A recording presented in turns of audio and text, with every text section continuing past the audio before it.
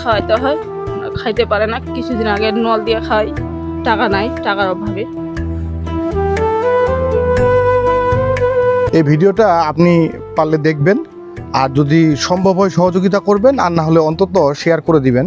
কারণ বিপুল ভাই ছিল ট্রাক্টরের হেল্পার। তার অবস্থা দেখেন এখন, সে নিজে খেতে পর্যন্ত পারতেছে না। তার স্ত্রী সকাল থেকে সন্ধ্যা পর্যন্ত তার খাওয়া দাওয়া, তার যে দেখাশোনা সব দায়িত্ব করেন। এর বাইরে দুটো বাচ্চা আছে। বিপুল ভাইয়ের দুটো কিডনি নষ্ট, আবার ছেলে আর স্ত্রীর টেনশনে স্ট্রোকও করছেন। এখন উনি কথাও বলতে পারেন না, তাকে খাইয়ে হচ্ছে।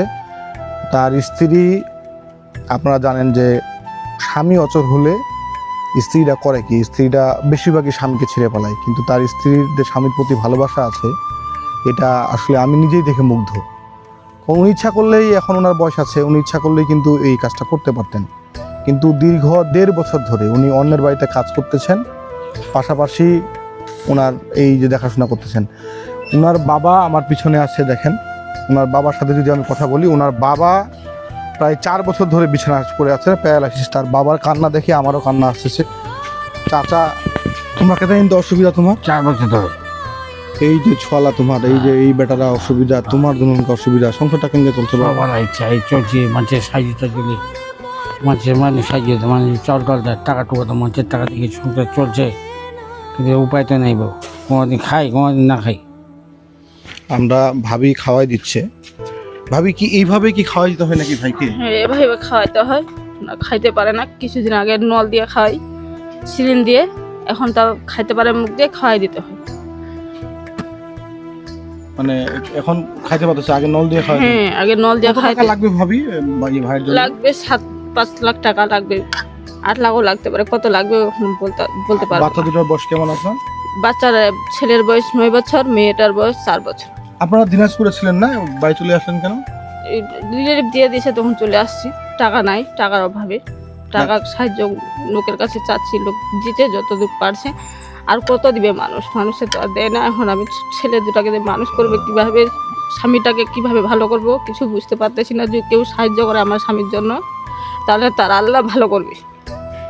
এখন চাই যা সাহায্য করুক, আমি স্বামীটাকে এখন আমি বাঁচাই।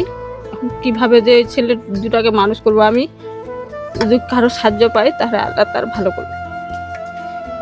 মানে এখন যদি বলি আপনাদেরকে, যারা মূলত আমাকে দেখেন নিয়মিত, সেটা হলো যে আমরা এই কাজটা করতে চাই। কারণ এখানে 4টা মানুষ অসুবিধার মধ্যে আছে, তার বাবা সহ 5 জন। এই একটা পরিবার যদি রকি ভাই সুস্থ হয়ে ওঠে, তাহলে তার যদি এই বিপুল ভাই সুস্থ হয়ে ওঠে, তাহলে তার এই যে পুরো পরিবার, অর্থাৎ 2টা বাচ্চার যে ভবিষ্যৎ, সেটি আলোকিত হবে। ভাবির যে দীর্ঘ পরিশ্রম, তার স্বামীর প্রতি যে ভালোবাসা, সেটা সার্থক হবে।